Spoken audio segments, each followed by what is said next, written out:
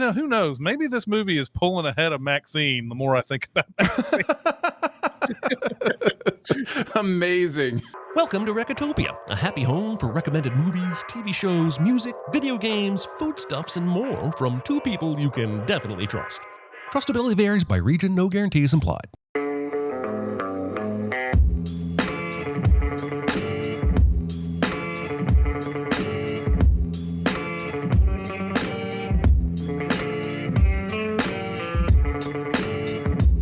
And now, here are your hosts, Chris Atkinson and Aaron Dicer.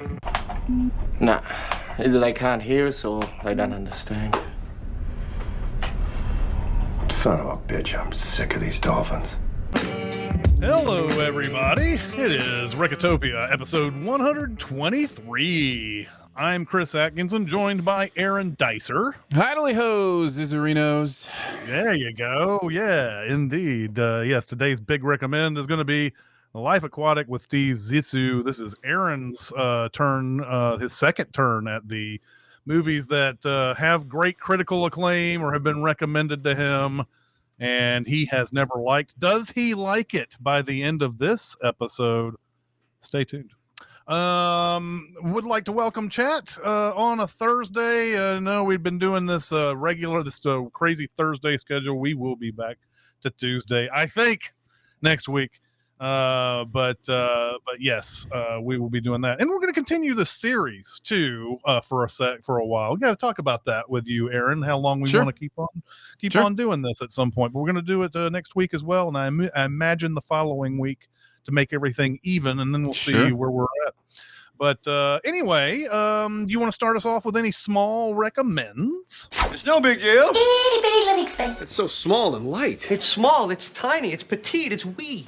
Yes, I do, in fact. I would like to recommend to Smalley a TV show called Presumed Innocent. In fact, it is probably more than a small recommend. I'm really, really liking it. Jake Gyllenhaal steps into the Harrison Ford role from the movie. If you've seen the movie, you know this is a twisty thriller, murder mystery kind of movie. I only recently saw the original for the first time, probably within the last year, and really dug it. I thought it was really well structured, kept me in it, found the story turns to be interesting, and the reveals to be fun. So I enjoyed the movie, came into this just, because I'd heard good things about it. I waited until there were whatever there are now. I started watching it last week, so like 5 or 6 episodes out.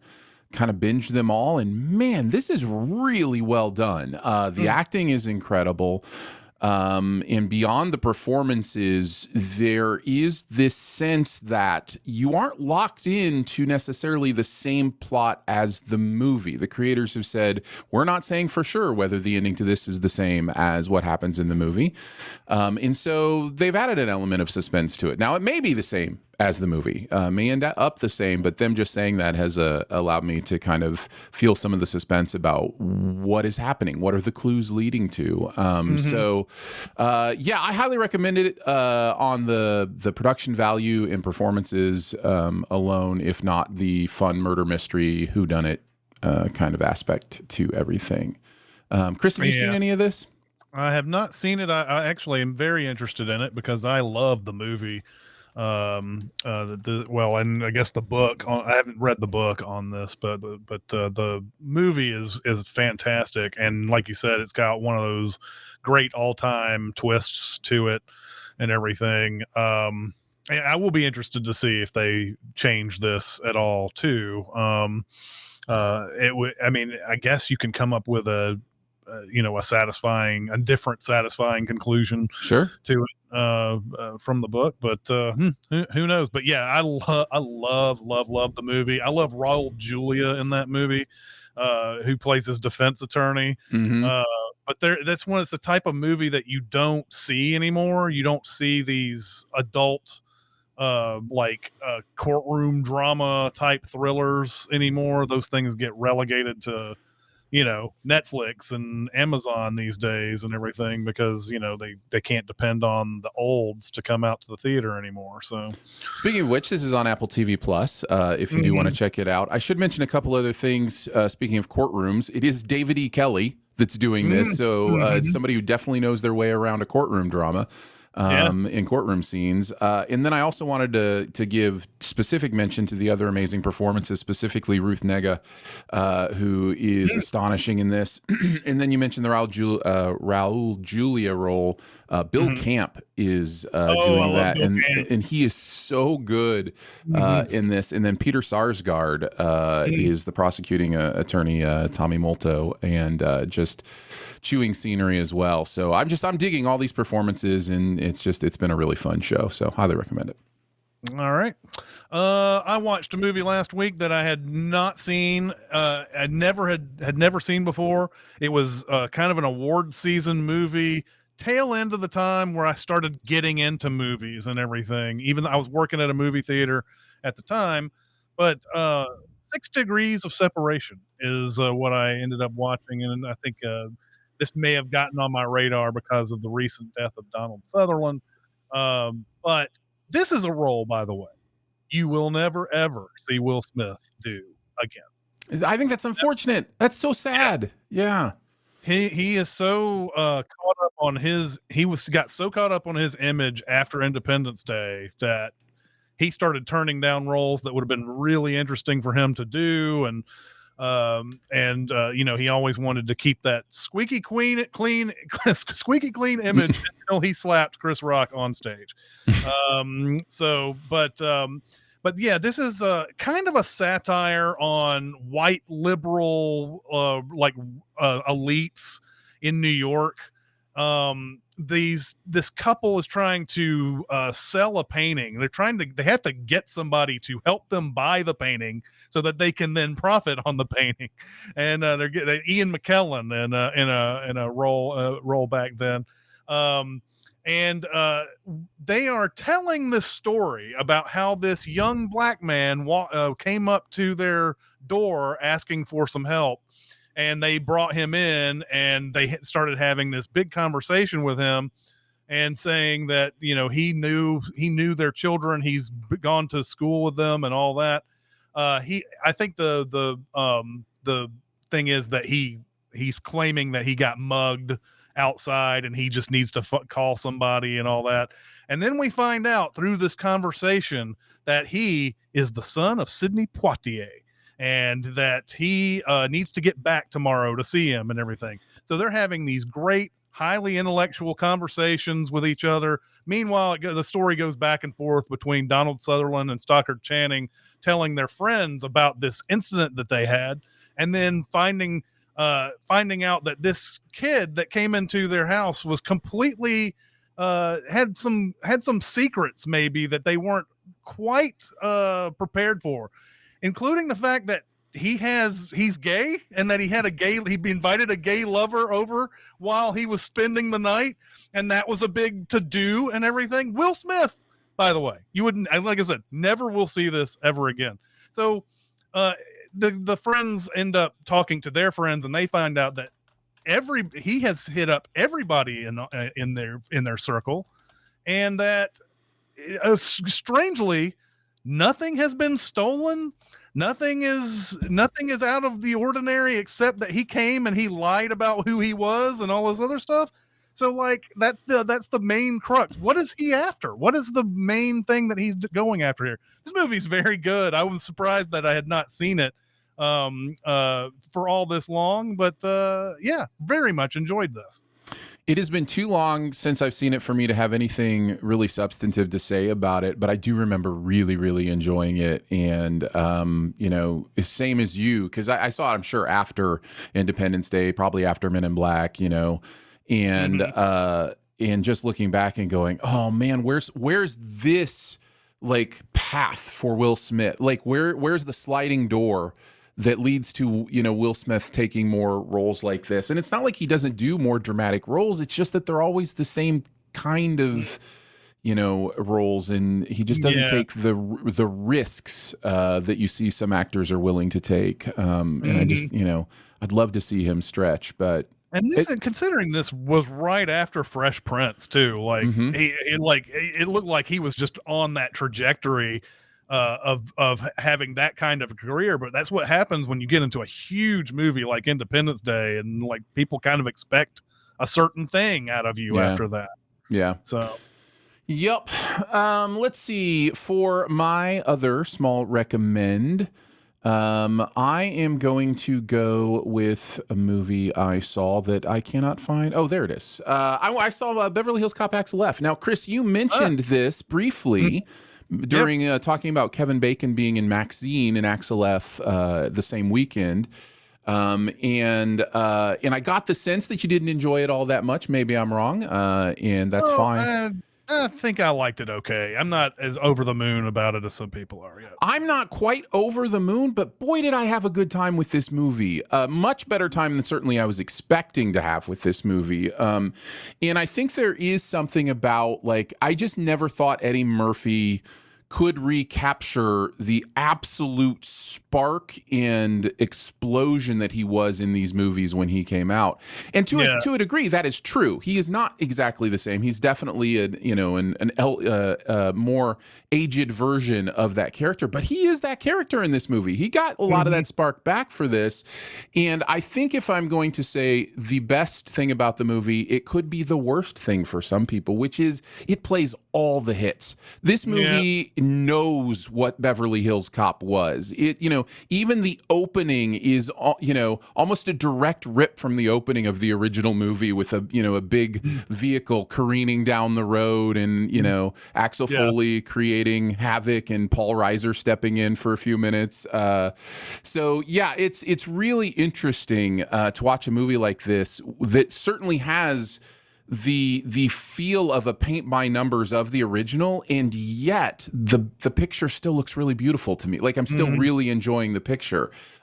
So take that for what it's worth. I had a really good time. I thought the heart in this worked more than I expected it to. I thought the father-daughter stuff was more connective than I thought it had any right to be, and really worked. And maybe that has to do with the chemistry between them. Just seemed to work for me. And it just worked. It just worked for me. I had a good time. I was never bored and laughed quite a bit. So yeah, there is something to be said for a movie that just goes back to its basics and everything, and it's not trying to go entirely to like let's try to retell this for a modern audience and try to relate to them and on some level. It doesn't do that. I will give it credit for that, because it does feel like this is a lost sequel from the 80s almost, except for the age of the characters and everything. I enjoyed it enough. I was not going to make it one of my recommends, although, who knows? Maybe this movie is pulling ahead of Maxine the more I think about Maxine. Amazing. When you're just not, it's not one of those things. When you watch a movie right away, you're like, okay, I like that. Right. And then a week later, you're like, oh, people have some good points about that. Yeah. And I've been chewing over the same points. I was just thinking about that today, actually, on the treadmill. I was thinking there is something to be said for a shift back towards rumination as opposed to instant hot takes. We are such an instant hot take culture because technology allows that to be so, and the most clout can be gained by getting your opinions out as quick as possible, that we've really lost some of the beauty of wait a couple weeks, ruminate on something, and then really deliver, some fun criticism and thoughts on it. And I think we'll see a shift back to that. At least I hope so, because I really enjoy that kind of. And you do see a little bit of that on YouTube with, more film essays and those kind of things happening. There's a whole thing where somebody's like, it took me 12 years to understand this movie. And it's like a whole 50-minute essay on it. I'm like, yeah, man, I totally dig that. Totally. So, yep. My second small recommend is a movie that, everybody, I'm pretty sure this has been recommended either on this show or the Sincast before or whatever, but I finally got around to it. It's the Peanut Butter Falcon. Let's go. For some reason, this movie just had eluded me, and it may be one of those things where it's the title. Am I really going to watch this movie called Peanut Butter Falcon? Is this the thing?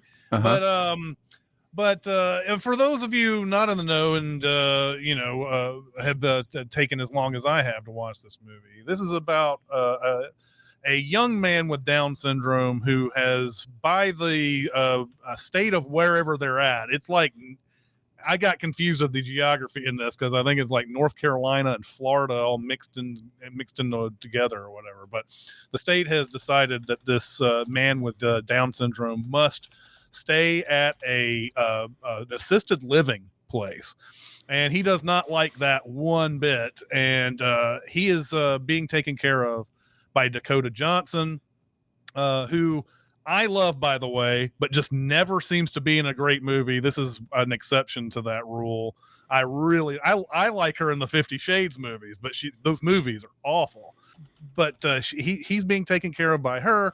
But then he escapes one night, and he happens to jump onto a boat that is that's Shia LaBeouf's boat, and Shia LaBeouf is running away from people who want to hurt him or even kill him for stealing their crab pots and then burning their crab pots after being confronted about it.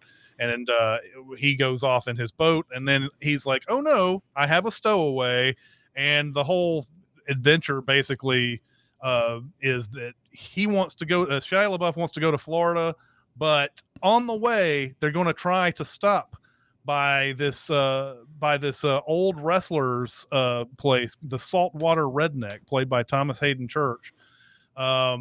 He wants to go there and learn the atomic throw because he's been seeing these videotapes of the Saltwater Redneck doing this move, and he's got a course that teaches you how to do it. So the whole thing is they're going to go down to North Carolina and find this guy. And of course, meanwhile, Dakota Johnson is trying to find this person that is lost, and eventually she connects with them, and she is being told that this kid, what is his name, Cal or Kyle, I can't remember what it was, is going to be sent to some other facility that usually like drug users and things of that nature are going to go to. So she sort of like, okay, I'm okay with this adventure then, because he doesn't need to go to a place like that. But the performances across the board here are good. Shia LaBeouf, of course, has his polarization, but he's awesome in this. And I didn't even really think about his polarization in this movie. That's how good he is. And the kid, well, he's actually a grown man. Zach Gottsigan is awesome in this too, and I really like this. So John Hawkes is in it as well. But it's really, really good movie. I clearly agree. I love this movie. It's one of those fun movies that just happen every year where you're like, what is this stupidly titled movie, and why do I have to watch it for award season? Oh my goodness, I found one of my favorite movies. Like, it's, yeah. So yeah, it's really, really good and worth watching. Dakota Johnson has had a sneaky good filmography since 50 Shades. Like, El Royale is one of my favorite movies of all time. Peanut Butter Falcon is amazing. I don't know if you got around to seeing The Lost Daughter, Maggie Gyllenhaal's directorial debut. Oh, I did see that. Love that movie. She's in that and really good in that. Cha-Cha Real Smooth she's in, which is another really good one. And then just recently, Am I Okay, I think is a really good movie too, that just came out recently. So she's picking good projects aside, write me a check projects, and good for her. What are you gonna think of when you think of Dakota Johnson right now? Madam Web. Yep. Unfortunately, I think you are correct. Yes. All right, we're going on to our big recommend, which is The Life Aquatic. I'm fine. It's just that you're so big. It's so huge. It's a good rule, but this is bigger than rules. It's bigger on the inside. Is it? I noticed. This is Aaron's pick, and he's going to explain to us why he now. Well, does he hate this movie still, or does he love this movie? Aaron, take it away. Oh, The Life Aquatic with Steve Zissou is Wes Anderson's fourth twee journey into symmetry and recursive storytelling. Came out in 2004, made almost $35 million. No, that's not its opening weekend. That was its entire run. It currently sits with a 57% on Rotten Tomatoes, and if I had realized that before now, I'd have picked another Wes Anderson movie that I didn't get, like The Royal Tenenbaums, but life is a series of immutable choices, and we're stuck sleeping in this waterbed that I've made. We begin the movie as a Spanish movie premiere of the movie. Did I mention it was a Wes Anderson movie? Adventure number 12, The Jaguar Shark Part 1, where we're quickly introduced to aquatic explorer Steve Zissou, played by the guy from Groundhog Day, and his cast of filmmaking colleagues who all wear blue jumpsuits and a red hat on top, except for the script girl who never wears anything on top, for reasons. They have also welcomed in some unpaid interns for school credit because capitalistic corruption gets all the lols. We quickly get to the action as Klaus, who is German and also ironically the guy from Finding Nemo, can't wrap his head around the phrase Esteban was eaten. He sees Steve's case of crazy eye and gets him out of the water. We then get some Q&A where Owen Wilson asks what's next, and Steve gets some unintended laughter. At the after party, we quickly meet his wife, Eleanor, played by Angelica Houston, and his rival, Alistair Hennessy, who apparently was also married to Eleanor at some point. Klaus also presents him with a crayon seahorse and an opportunity to do some stop-motion animation. At a post-movie boat party, Plimpton, the aforementioned Owen Wilson, stops him to converse in an occasional Southern accent about whether or not he should call him Dad now that his mom is dead. That's right, he might be Steve Zissou's kid. Cut to a Steve Zissou talking about his boat, the Belafonte, as a curtain rises to reveal a life-size dioramic bisection of the ship with actual people moving around it. And if you listen closely, I swear you can hear Anderson orgasming in the background audio. It has a sauna, a lab, a kitchen, a library, a film studio, and a very dreamy observation bubble. Ned and Steve then do some light exposition and wine tasting, and Steve suggests Ned change his name to Kingsley Zissou before overhearing some folks talking crap about the sexual orientation of his earring. This puts him in a down mood, so as he and Ned discuss their recently deceased friends, he suggests that they fly out to his island. When they get to the island, we ponder Eleanor's backstory and how to politely tell someone that a rattlesnake throat chomped their cat. Later that night, a herd of illuminated jellyfish storm the beach for a dock shoot, and Ned's improv leads Steve to invite him to be on the crew, despite his lack of boom-holding skills. Then sudden Kate Blanchett appears as a reporter Jane, who can be spotted as pregnant 40 feet away in the dark, and was apparently also left at the airport. Ned makes the proper arrangements and then interrupts some of Jane's prenatal reading time. Zissou then unpacks some Adidas boxes from an old sponsorship before Jane starts interviewing him with some hard-hitting questions and an accusation that his movie was as fake as the Shamu wannabe peeking in the window behind him. Klaus and Ned then share violent threats. Steve warns Ned not to trust Jane, and Steve admits that he finds the whole dad thing to be really super annoying. After Steve gets Ned his team gun, Ned wonders if the $275,000 he just inherited might help the movie keep shooting. It will, but only if they do a drug test, allow a Bond company guy on the boat, and promise not to kill the shark if they find it. We then see a hallway pan montage of the crew getting ready for the adventure, and if I'm hearing the background audio clearly, I'm quite impressed at Wes's refractory period. After Steve makes sure the lighting is right on Ned's near drowning, the crew relaxes by watching some more old Zissou clips, and Eleanor begs Steve not to leave, but he says he has to leave. So then she leaves. And it's time for the journey. Apparently, we've jumped ahead enough to be watching the rough cut of the intro to part 2 of the movie. Jane and Steve take a break from the interview to take a balloon ride where he investigates her interest, and she continues to investigate his background. Next up, the crew break into one of Ian Malcolm's shark locator buoys to get a bead on where the shark that ate Esteban is, and under threat of the Coast Guard's arrival, they chart a course through unprotected waters despite Anne-Marie's objections. We also discovered that the only thing that could convince her to put a shirt on is apparently a need to be more directly involved in the plot. Later that night, Ned spots a second reading, so they agree to check that one out in the morning, but not before Steve can chastise him for showing him up and a sauna meeting between Ned and Jane makes it clear that something is blooming there, and not between her and Steve. In the morning, they go check out the Phantom Signal, where they settle on what Ned can call Steve and avoid talking about why the fish all look like they move and are from that. Like they all move from, like they're from a 60s animated Christmas special. Back in Jane's room, Ned and Jane start to consummate their budding relationship before Ned makes the confounding decision to stop making love to Cate Blanchett to tell her that someone else likes her too. Meanwhile, as our serenading guitar player plays a Portuguese version of Bowie, some pirates invade the ship, kidnap Ned, but take the Bond Company guy instead later because he conveniently speaks Filipino. And in what must be a dream sequence, Steve chews through his ropes and single-handedly die-hards the pirates off the boat, and nope, I think this is actually supposed to be reality. While performing a funeral, Hennessy shows up to help, so they cover up any sign that they stole from him, mostly because he's a dog-swatting jerk-face, probably. The crew is now suffering from low morale, so Steve doesn't not lay out a non-confusing quitting protocol in which some of them decide to leave. Jane the reporter also decides to leave despite Ned's lovesick wishes. Steve drops off the quitters and then goes landside to see if Eleanor will loan him some more money to save the Bond Company hostage and finish the story. Back on the boat, Steve invades yet another Jane and Ned cuddle session because apparently she's decided to stay now and finish the story. And the movie thinks this non-love triangle must be pretty interesting because Ned and Steve continue talking about it for the next 5 minutes. I mean, they do eventually throw a punch at each other before Jane joins them to blow some bubblegum bubbles and hover as Ned uncovers some more backstory that is as confusing as it is clarifying.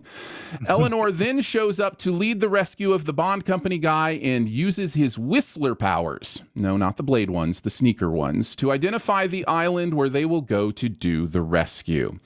Some more assembly cut exposition reveals that a Hennessy boat has been sunk around the island and that they're ready, the same island that they're ready to invade. So invade they do. After some swamp leeches with a very specific palate and some nostalgia about the abandoned hotel's former bartender skills, they finally ascend several staircases so that Klaus can pout a bit about not getting picked for a squad. But it's all for naught as they apparently picked the wrong Ping Island. Steve falls down the stairs, mostly so the movie can have another father-son sentimental conversation between Papa Steve and Kingsley. But wait, Klaus heard something in the closet, and it's the Bond Company guy. The dog has also sniffed something out, and it's the pirates playing cards with the guy from The Fly. Steve decides to engage, and as the pirates return a volley of ineffectual fire, I'm convinced that this is the part of the movie that all the stormtroopers watch and laugh and laugh and laugh. It's funny because it's true, they say between gasps for air. Also, the assholes that left the dog on the... Also, these assholes leave the dog on the island if for no other reason than to inspire Wes to make a movie about it 14 years later. Yep.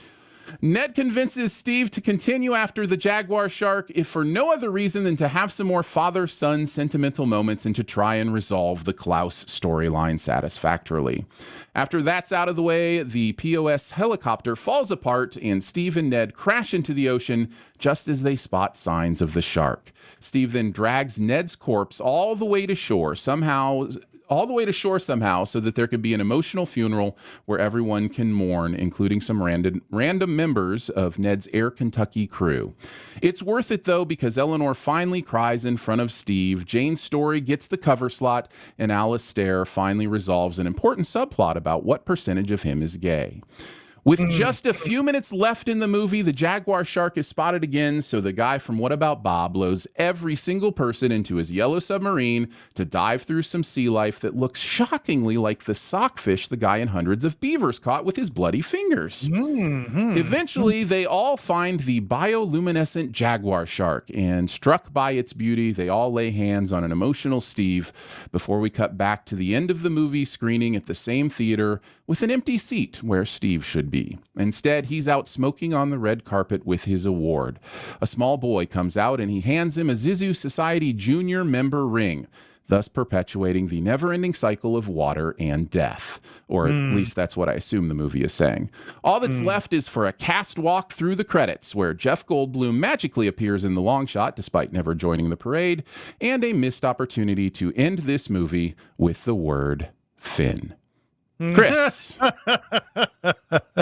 Only you would think of that as an unfitting end. They didn't put Finn at the end. What the hell? Come on, guys. What did you think this time through The Life Aquatic with Steve Zissou? As some people will realize in the outtakes, my only real watch of this movie was out of order. But I'll leave that for the outtakes for you guys to hear that story. But I was meh about this movie. Like, I didn't hate it, didn't love it, obviously. This is the movie where Wes Anderson, I think, truly does start having his head up his own ass. Like he got that success of Rushmore and Royal Tannenbaums under his belt now, and to a lesser extent Bottle Rocket, if anybody's seen that. But it feels like now he's like, oh, I'm gonna let these scenes hang with that Wes Anderson, like especially the beginning of this movie. It's almost insufferable how he holds on to jokes like they're the funniest things ever. Yeah. And and the pacing of that opening is so off that I'm just like, dude, get on with it, please. You are not as amusing as you think you are in this moment. And so I went through this and I decided, I was go through what I liked about it. And there's a few things. I do like Owen Wilson's character a decent amount, even though I think from what I'm reading from your reading of the plot, you don't really care about this Bill Murray thing with him. I don't. It's interesting. It's hard in a Wes Anderson movie to care because everything seems so Sunday school felt board. You know what I mean? Like it's like it's hard to like connect to them as real people in some ways. But I whether I cared about it or not, I felt it was overdone. It was primarily. Definitely that. But I like his character because he is very sweet and unassuming and all this other stuff. But when Willem Dafoe comes over and confronts him later, and then later he turns around and Owen Wilson turns right around and says, "You ever put your hands on me again, I'm gonna beat you up," or whatever he says. I'm like, oh yeah, and he does that several times throughout the movie. And it's like he's kind of sweet, but he's not a pushover, and I really did like that about him. That's about the only thing though that I really liked there. I actually did love that pirate sequence, even though it's kind of it's really out of character for the movie. And you get some other things about Bill Murray being in this movie too, but it's one moment in this movie that I'm like, man, that is insane, and I can get on board with it. It feels like it's a different movie though, and that's fine. It's like if you had made a movie based kind of around this more, then I would have been more on board with the movie. But you seem to have this family dynamic thing that's not working in mind as the bulk of the movie, and so it's weird to like something that's out of place in the movie, but that's one moment that actually gave me some smiles, and that Bond stooge guy in general, anything involving him, I thought was pretty funny. Like, especially when Bill Murray is openly saying, we got to go with this Bond stooge or whatever. And he goes, that really hurt. I'm a human being, Oh yeah, I'm sorry about that. I also like the part when the movie is showing the process of shooting the film. They're obviously not completely 100% real. They show a clip in there where they're all out swimming and having a good time. And he goes, "Oh, is that the sound of an animal that might be hurt in the back?" And of course he's not actually hearing this. That's just something that cutting to or whatever. It's kind of a, if I'm reading into it correctly, it's kind of that Nanook of the North type of thing, that old silent film where it was very well critically acclaimed, but the filmmaker very famously staged a lot of things in the movie so that you would be like, oh wow, this is amazing that he captured all this stuff. And I'm sure a lot of documentaries do that, but that's the thing that came to my mind. But so I like that, all that stuff. When they're talking about the process of making these short films, I wish the movie had centered on that more than on the other stuff, because that's where Wes Anderson really shines, I think, is looking at the absurdity of especially an independent film crew trying to shoot something that's dangerous on the water or like out in the wild or anything like that. That really appealed to me. I really like the Willem Dafoe character. I just generally love Willem Dafoe. And the Seu Jorge stuff all the way through, the David Bowie covers are all fantastic as we go through the movie. The stuff I didn't like, Angelica Houston has an awesome character that the plot decides you don't need to be in this movie. Yeah. And I'm like, well, I don't understand why you would. This is one of those things where it feels like you write something and you're like this character, nobody likes this character, so I'll just send them off for a while. And then Angelica Houston comes in here and smokes it. And then you didn't realize what you had when you started making the movie.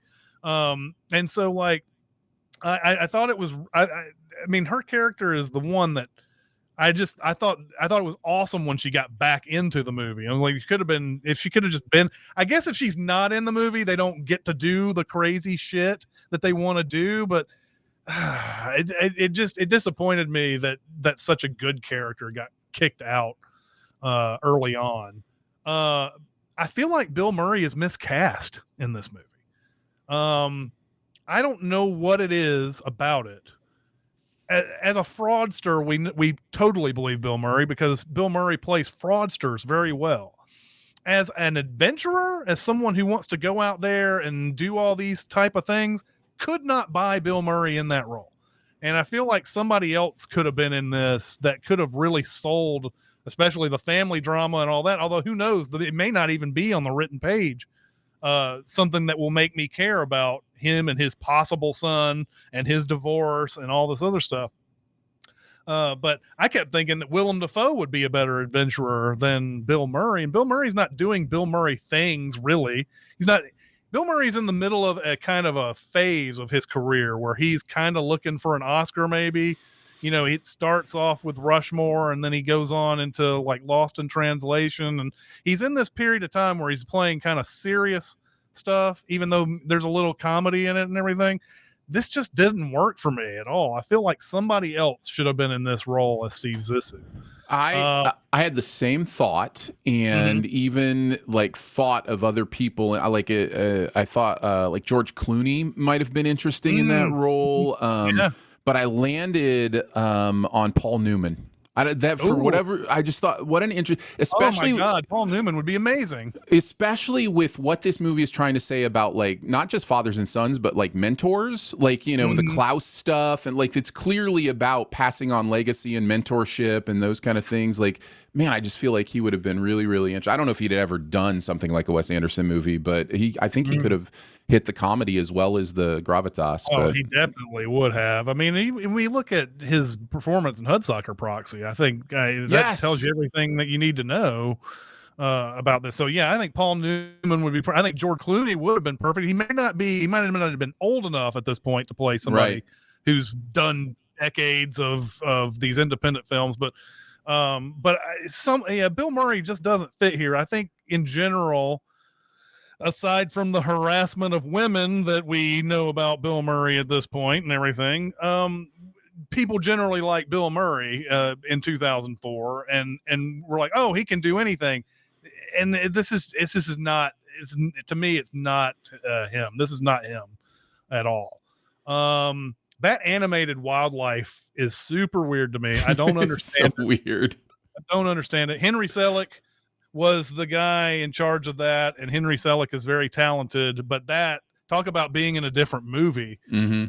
Anytime you see the wildlife in this movie and it's just a bunch of sprites on screen, it really distracts from anything else that they want to do in this. And I know there's probably a comment in here about, well, everything's fake anyway, so why don't we just go all Why don't we just go all in on that? And it's like, yeah, you kind of I think you take a viewer out on that. And then the final thing, I've already said this before, but I didn't really connect to the Bill Murray, Owen Wilson relationship. There doesn't appear to be anything in Zissou's life that says this guy needs a potential son he may or may not bond with. And I also didn't really care for the Kate Blanchett Owen Wilson relationship or any of the relationship drama that they threw in this. That's a big, huge chunk of the movie. So yeah, that's what it come down to. Meh. There's some good moments in it, and that's about it. This increased my respect for this movie. I didn't like this movie at all. In fact, I went through Royal Tenenbaums, Life Aquatic, and Darjeeling Limited, bang, bang, bang, going, oh, I guess Wes Anderson isn't for me, because I downright hated Darjeeling. I was so annoyed during that entire movie. And so this is right in the center of that. Watching it back again, and I think it has a lot to do with how Wes Anderson's career has evolved to become more Wes Anderson-y. Like he is like, you know, you talk about him being up his own butt or whatever. And that the other way, the positive way you could say that is he's finding himself, like he's finding who he truly wants to be. And I think both things are true, by the way. And worth, those narratives I think are both true. But for me, watching, specifically French Dispatch and then the one that just Asteroid City, and you go, oh, this is what you always wanted to be. And you start to see how in these early movies, like he's almost fighting against himself in some ways. Like you mentioned the wildlife and those creatures and that kind of stuff. It's not just that they're weird and they feel out of place. It's that the movie isn't committing to that, right? Like it's wanting to feel one way for a lot of it, and then a weird marionette play for the other part. And Wes Anderson, I think at his heart, just wants to be the marionette play.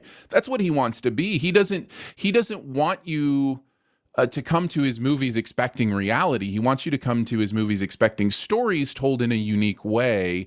And I think he's just finding his groove with that more and more. And because of that, I was able to watch this and go, oh, I kind of see what you're doing here more than I think the first time, I watched it, which gives me a little bit more chance to sink into some of the subtle humor and the ironically dry humor of this movie, and to have a better time with it. I still don't love this movie. I think it is messy precisely because it is half and half. It is half like Wes Anderson, core, and half, populist attempt at movie making, and I just don't know that it always works together perfectly. A few specific things to say. Number one, I just noticed this time going through this that the poster is much darker and much more interesting than I realized, because Owen Wilson is in the yellow sub with him. Is that his ghost? Like, that is after he dies. Hey, you want to do the spoiler alert on the poster now. That's right. So I thought that was funny. I was like, oh, Owen Wilson's ghost is in the poster. I mean, honestly, I don't understand why they chose the yellow sub as their poster thing. Maybe that's what they thought was cool or whatever, but it should have been probably on the ship itself, or some other kind of artwork. Yeah. I think one of the things I've come to love about Wes Anderson is his creative use of exposition. And that's why I think a lot of times his movies are, plays within books, within movies, within magazine articles, because it's a fun way for him to be able to do narration or exposition or different things that are usually probably in his mind, in many of our minds, the typical lazy, boring way to do things. And he finds a fun way to make it interesting. A character can stand and deliver to an audience if it's a play, right? That's interesting. It can be poetic and artistic if it's an article from a magazine. And so, to bring that stuff to life is interesting. And you see the seeds of that here with the actual movie making that they're doing. And it's and it's really fun for him to it's fun for me to kind of see him discover that in this movie a little bit. So I liked that. He kind of does it with Rushmore a little bit. Sure. I don't think he's found that as I'm going to start a lot of my movies this way type of thing. But after this, I don't know if Darjeeling does this, but like a lot of movies do this though, where he starts off with somebody talking straight to the camera about what you're about to see. Asteroid City was huge on that, of course. Yep. But that is a fun thing that he does. And as mentioned, I was able to enjoy some of the subtle humor a little bit more. There's a moment, it's the only one I'll bring up. There's so many moments like this, but Steve asks Anne-Marie if the interns get Glocks. He's like, hey, Anne-Marie, do the interns get Glocks? And her response is, no, they all share one, which is just one of the funniest things I've ever heard. Like, it just... I don't know. There's a lot of this movie that made me laugh this time through, that I was more relaxed into it, and so I was able to kind of vibe with some of the humor better. Yeah. So I thought that was really, really funny.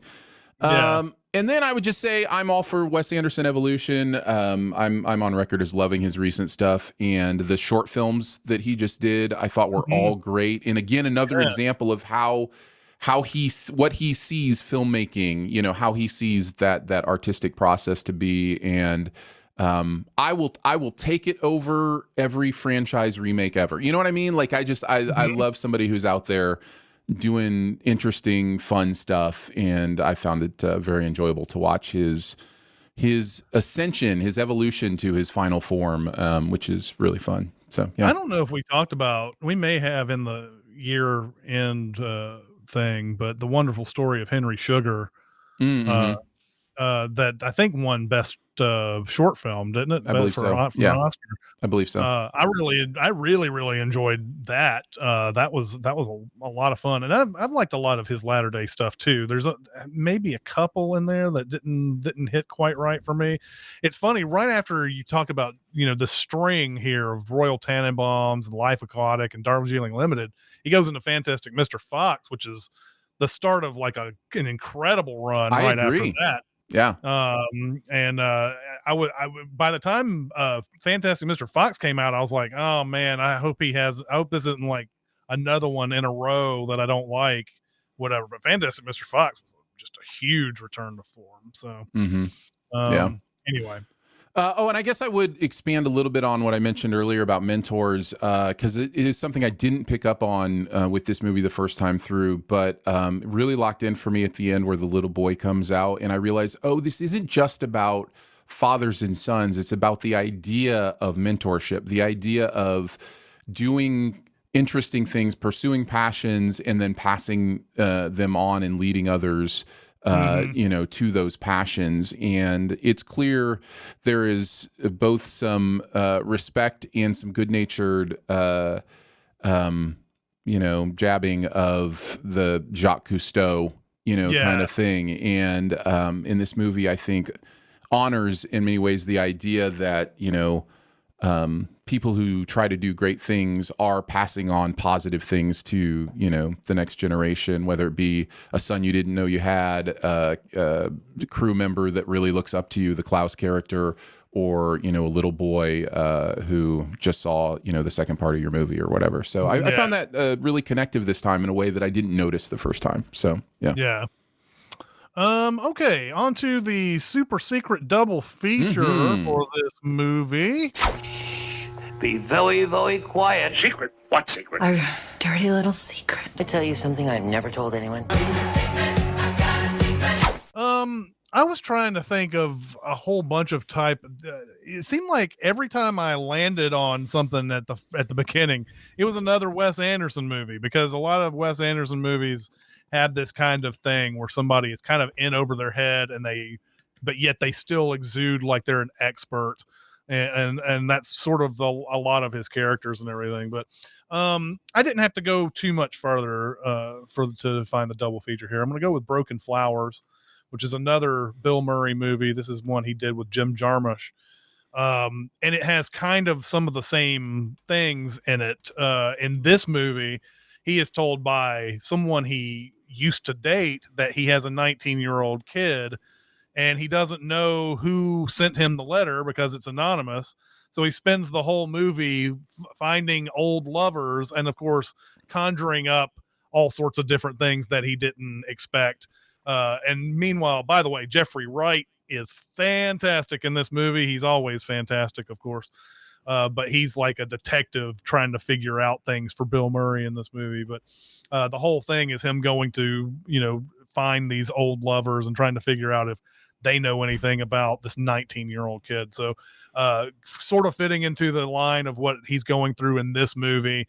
And this is a period of Bill Murray. Like I said, it seems like he's really trying to get that stamp, that seal of approval on his career by the end of this. Like there's a 6 or 7 year period where it seems like he's really going for that Oscar. So this is one of them, but he's great in this. And this movie is I think pretty good. I don't remember it being great, but it's pretty good if I remember correctly. So would be a good double feature with this one.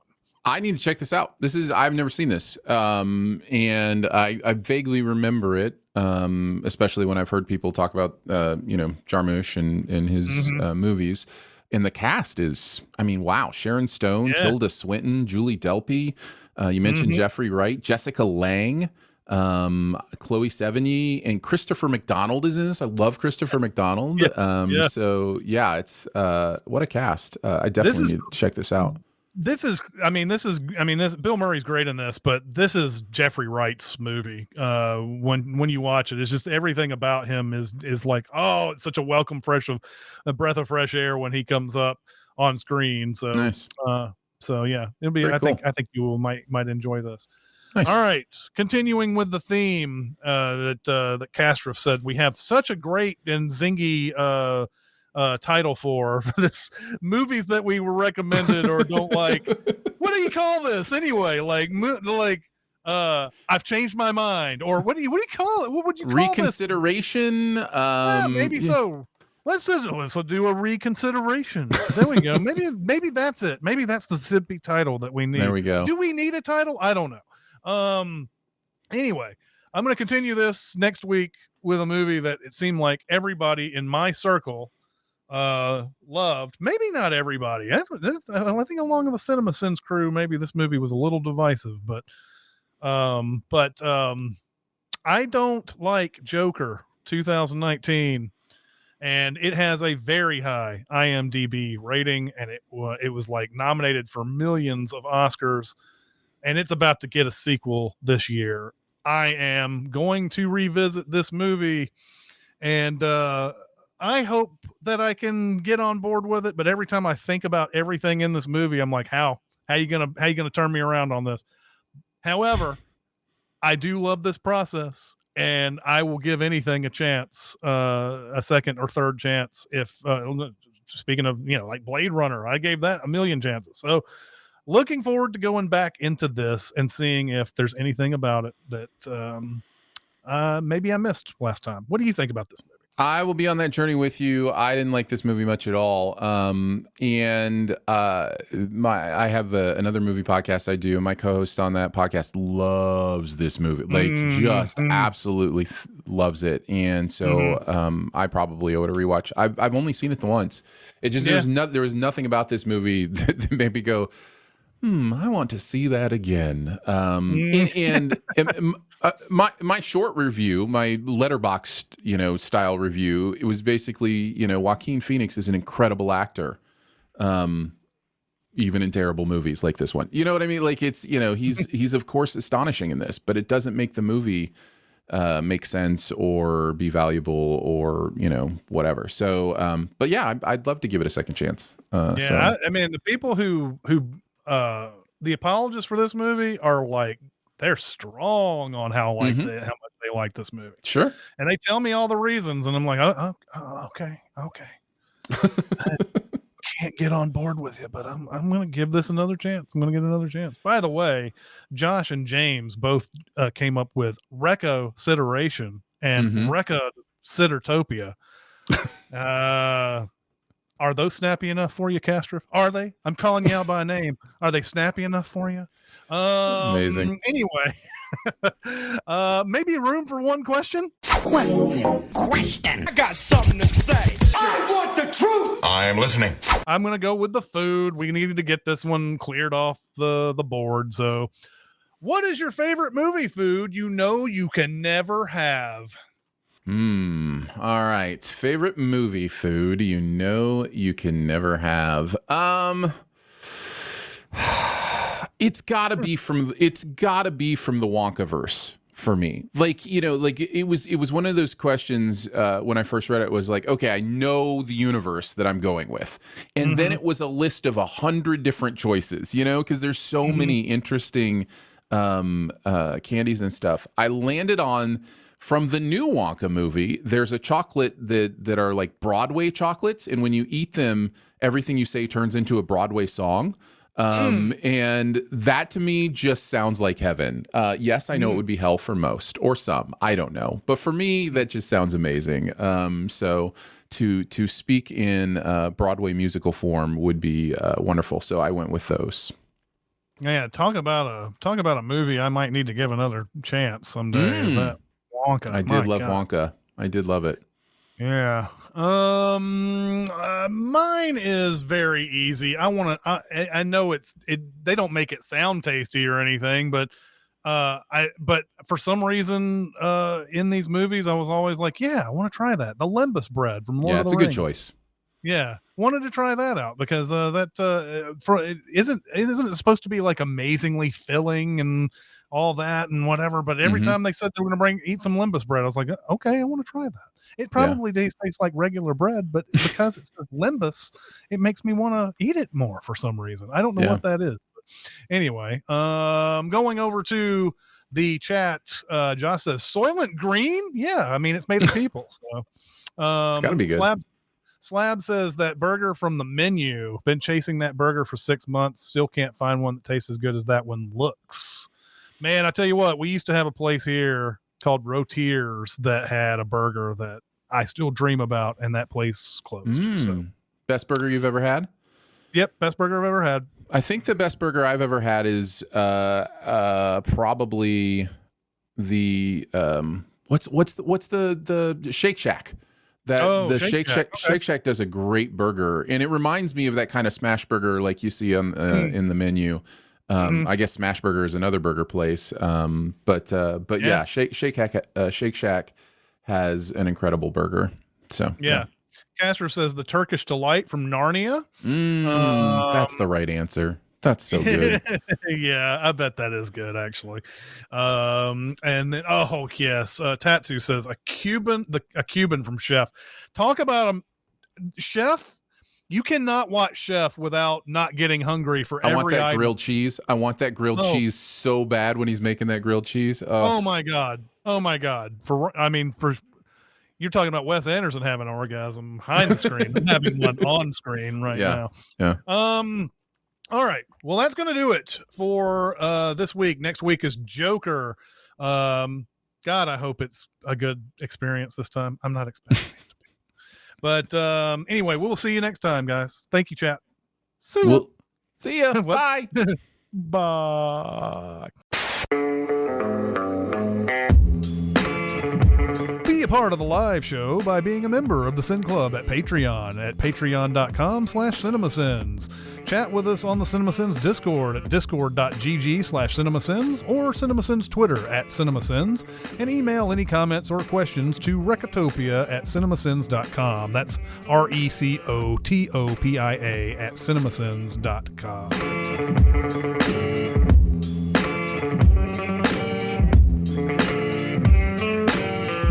This movie, by the way, Life Aquatic, brings back one particular memory working at the Hollywood 27. Okay. So we got this print for a critic screening. We didn't get very many critic screenings because it was usually the Green Hills Theater that got the critic screenings. Occasionally we'd get them, though. And a couple of us were really excited about getting this movie because we liked all the other Wes Anderson stuff and everything. Yeah, of course. So the print for this movie. I can't remember exactly the details of why this happened, but it wasn't going to come in until like 2 hours before the movie actually ran for critics. Wow. And you had to build movies. So I want everybody to realize this is the prehistoric, pre-digital era where you had to build with reels. And I wasn't there that day. I was going to go in to watch the screening of the movie just before my shift that night. I believe that's how I was going about it.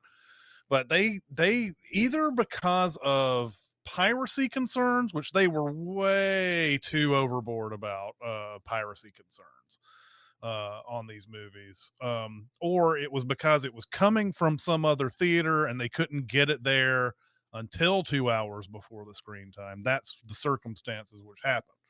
So we go in to go watch this critical screening of it, and sitting there watching it, and I guess we'd gone through 3 reels, and I have worked in movie theaters at this point for 11 years. I've worked in projection for 9. Okay. I had never experienced this before. There was I distinctly remember hearing the sound. And you remember, the music that's in this movie, that or whatever.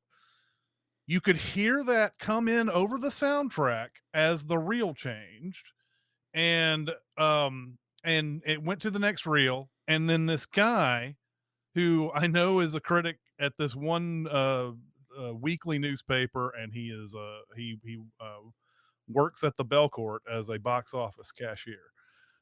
He stood up and he's like, "The movie's out of order," and he walked out. And I was like, "Oh fuck!"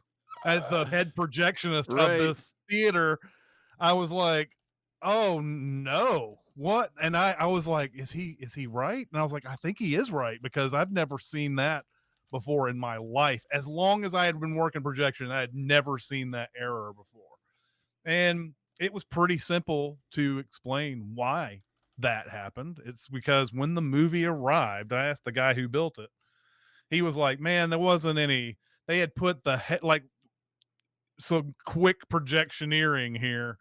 Whenever most projection booths, when they would build movies, each reel comes with a head and a tail, and the head of the movie is what you need to put on first. But one thing that they do is they cut off a reference frame on the heads and tails, so that that this is the head. This head matches this part of the reel, and that's that. Well, apparently whoever had built this movie before in a previous screening did not cut off reference frames, and the heads and tails were all mixed. So you had to kind of like guess a little bit about where the reels were, because everything was messed up like that. Right.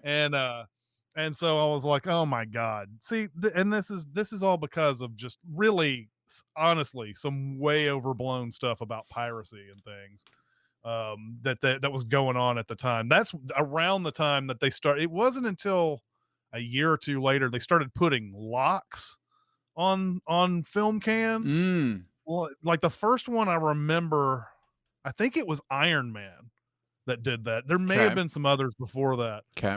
But I remember it was your God-given right as a movie theater worker, especially a projectionist, to watch a movie and make sure it was good before it went out to the public. Yep. And they were doing this thing with like, we're going to put padlocks on so you can't screen it and can't put it on the internet later. Like a lot of people are fucking watching movies that way.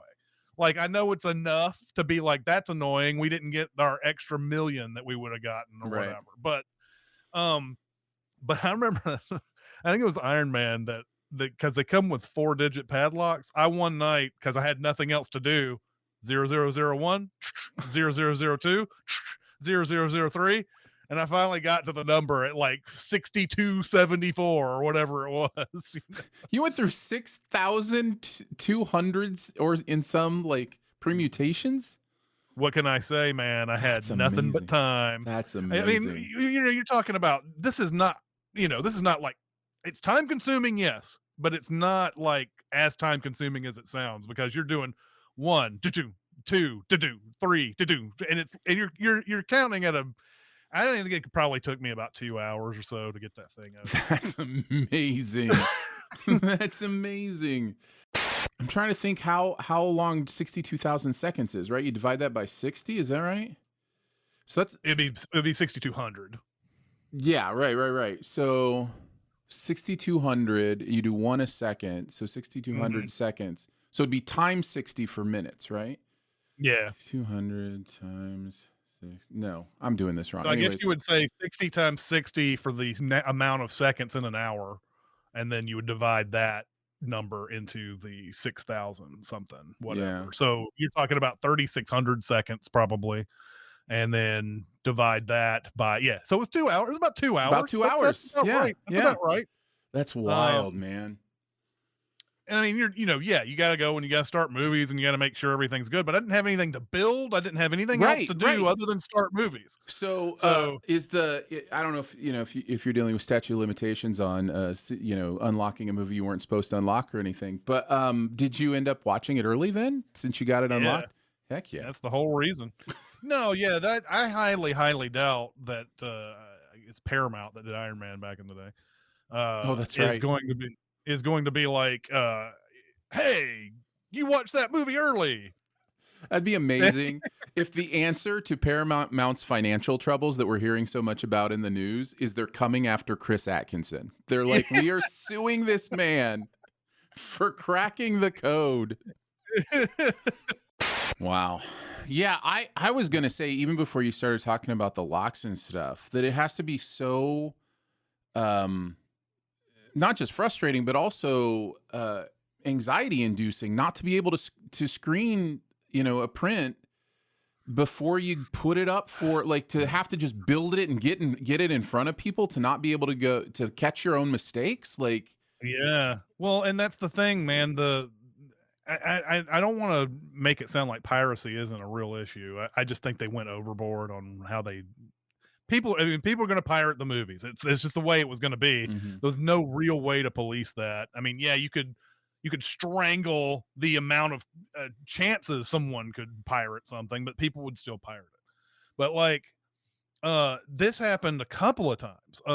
I remember when Revenge of the Sith came out. We had, I think it was like 7 or 8 prints of that movie, and the big deal was to get people to watch these prints so that they could tell us, hey, was there anything messed up or whatever. And I think the one that I ended up on, one of those 7 or 8 prints, on the last reel, this is during the whole have the high ground and all that bullshit, the sound was going, it was like there was the discoloration that kept going in and out, and like the sound kept on going in and out. Like, one of the frequent problems that you'd have with movies is that on your digital track, sometimes the digital track would lapse out. It wouldn't be printed correctly or something like that. So you'd get this thing where it would go to spectral recording, which was just a regular stereo thing. And then it would go to SRD, which is Dolby Digital. And it would go back and forth like that throughout that. That's what this reel was doing. And this was the day before this is supposed to come out. And this is, I have to call somebody about this and say, I need a new reel. And then you have to get somebody who's on the line who's like, okay, I get you, pal, but this is a big movie and everything. Yeah, it is a huge movie. That's why I'm calling you about this reel, and that maybe perhaps, I know that you're not the one in power, maybe perhaps we should get these prints way earlier so that this is not an issue for you night before the opening. Yeah. So that happened a lot. And I'm sure I've gone over it before, and I'll talk about it some other time. But the digital conversion to Hollywood 27 was one of the biggest, oh my God, insane things they have ever done. Did it on the week of Harry Potter and the Deathly Hallows Part 2.